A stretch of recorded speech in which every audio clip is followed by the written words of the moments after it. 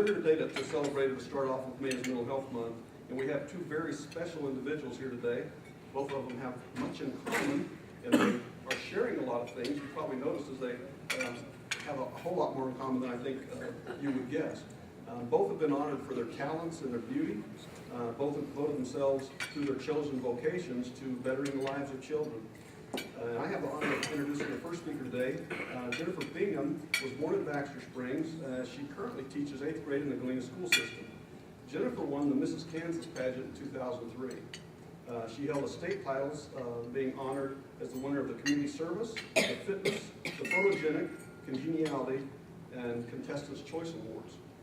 At the Mrs. America contest, Jennifer won the National Mrs. Congeniality honor. Her platform was educational awareness in regards to children with special needs, especially those with attention deficit and hyperactivity disorders. Jennifer's going to say a few words, and then she mentioned to me that she has to be out here by 2 o'clock, so we're going to go ahead and proceed, and if Jennifer has to leave, she won't be being rude. She'll simply be keeping the schedule she's committed to at this point. Jennifer?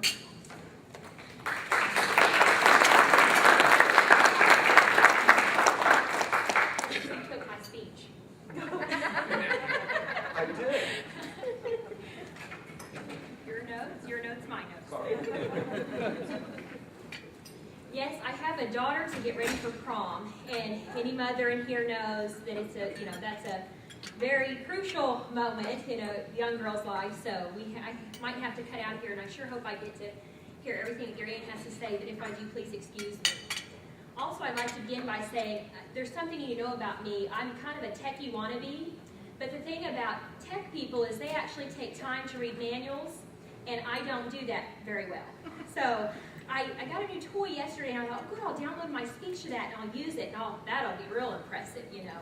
Well, I didn't have time to read the manual, so I was at my mother-in-law's printing this off last night, or this morning at 1 o'clock. So thank you, Linda.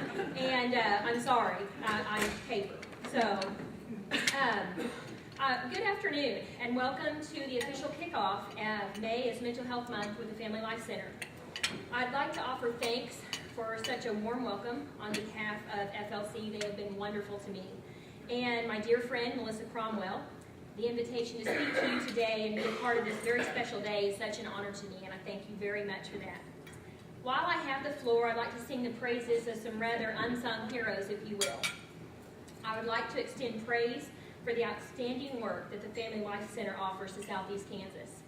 The FLC family is the most giving and selfless group of individuals you will find. The amount of time they donate to both children and adults through programs and various services beyond any call of duty. They serve with pure hearts and exhonorable passion, and the attestation of their good works is across the board in this region. Let's offer our applause and thanks to these wonderful people.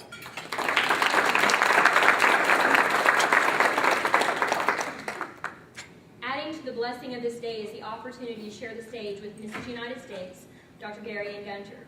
What a tremendous privilege. After spending only moments in her presence, one can easily determine the beautiful factors that make her such a fine representative for the Mrs. United States pageant. God has definitely blessed her with a beautiful spirit with which to share her message. Through her gift, we are sure to walk away from here with passions ignited as we set out to better serve, to better understand, and to comfort those in need. Thank you, Gary Ann. I am an educator of 7th and 8th grade students. I must let you know, being an educator was the very last thing this girl was ever going to be.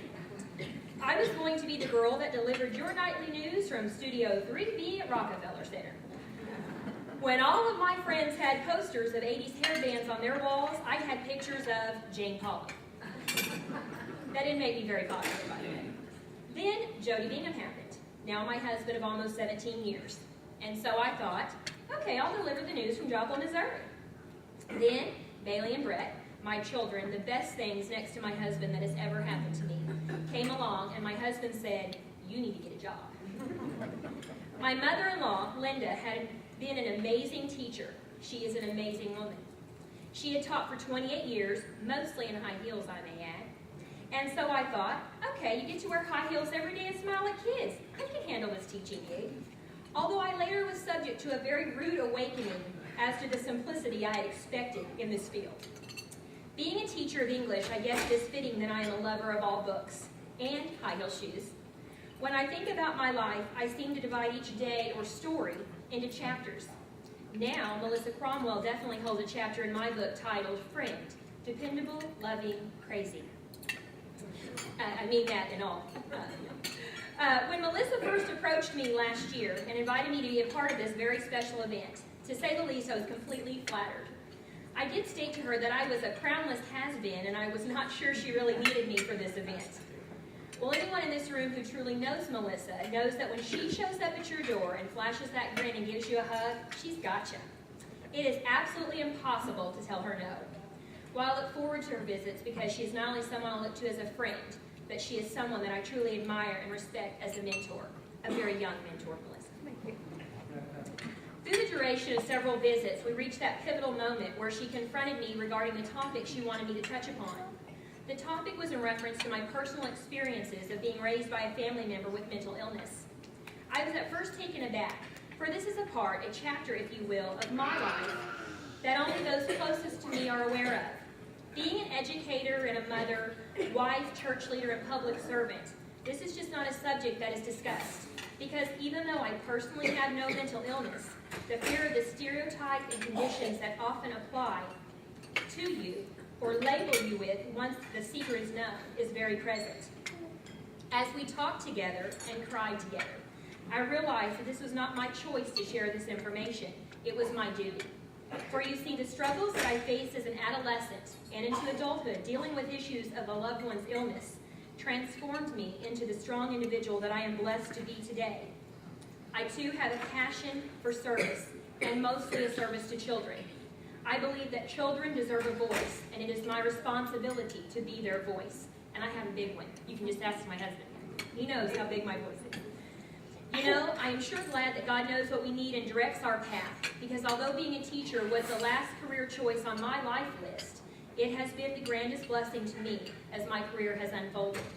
Being an educator is my vessel by which I am able to reach out and help. On a daily basis, I am in contact with young adults at intense and crucial stages in their lives. I am in a position to serve kids that can't quite find the light at the end of the tunnel. Those that have a rough draft of a life they dream of and hope for, yet can't seem to find the guidance and direction to create fulfilling chapters in their books. I made a choice in my teaching career as I made today.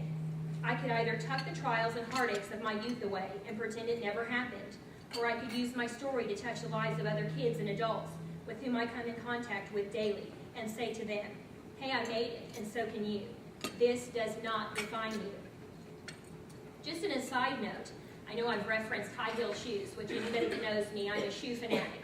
To my husband's dismay, he shared the fact that when we moved to our home that we currently live in 5 years ago, my husband said we moved, what was it, Jody? 119. 119 pairs of shoes.